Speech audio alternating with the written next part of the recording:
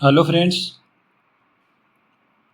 लोक nuisance public nuisance को हटाने के लिए मजिस्ट्रेट के द्वारा किसी व्यक्ति को आदेश दिया गया है और वह आदेश अंतिम कर दिया गया है। तो वह आदेश अंतिम कर दिए जाने पर जो प्रक्रिया होगी और उस व्यक्ति के द्वारा उस आदेश की अवज्ञा की जाती है, पालना नहीं करी जाती है, तो उसका क्या परिणाम होगा, उस प्रक्रिया के बारे में बताया जा रहा है। भारतीय नागरिक सुरक्षा संहिता BNSS 2023 की धारा 160 160 के अंतर्गत आदेश अंतिम कर दिए जाने पर प्रक्रिया और उसकी अवज्ञा के परिणाम। धारा 160 की उपधारा 1 के अंतर्गत जब धारा 155 या धारा 157 के अधीन आदेश अंतिम कर दिया जाता है, फाइनल कर दिया जाता है, तब मजिस्ट्रेट उस व्यक्ति को जिसके विरुद्ध वह आदेश दिया गया है उसकी सूचना देगा और उससे यह भी अपेक्षा करेगा कि वह उस आदेश के द्वारा निर्दिष्ट कार्य इतने समय के भीतर करे जितना सूचना में नियत किया जाएगा, सूचना में बताया जाएगा, और उसे इत्तला देगा, सूचना देगा कि अवज्ञा करने पर, उसका पालन नहीं करने पर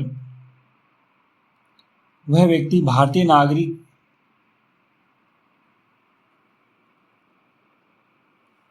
अर्थात वह व्यक्ति भारतीय न्याय संहिता BNS 2023 की धारा 223 द्वारा उपबंधित शास्ति का भागी होगा।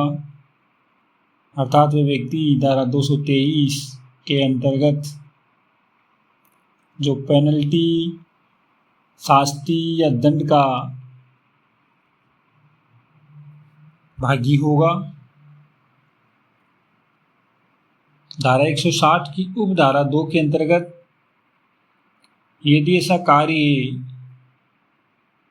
उस व्यक्ति के द्वारा नियत समय के अंदर नहीं किया जाता है तो मजिस्ट्रेट उस व्यक्ति को वह कार्य करा सकता है और उसके किए जाने में हुए खर्चों को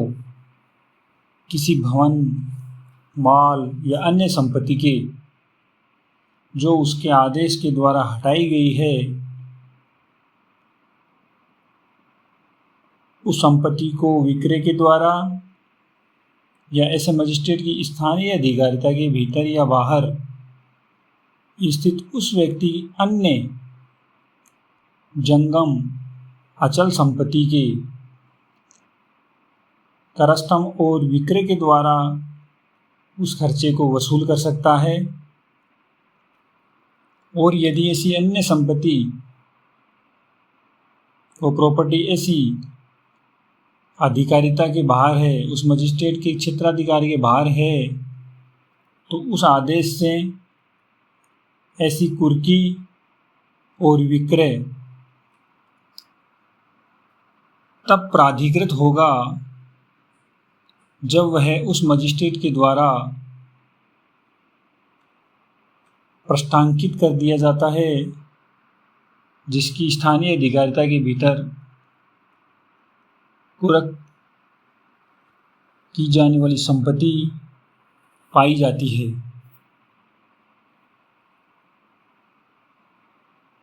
धारा 160 की उपधारा 3 के अंतर्गत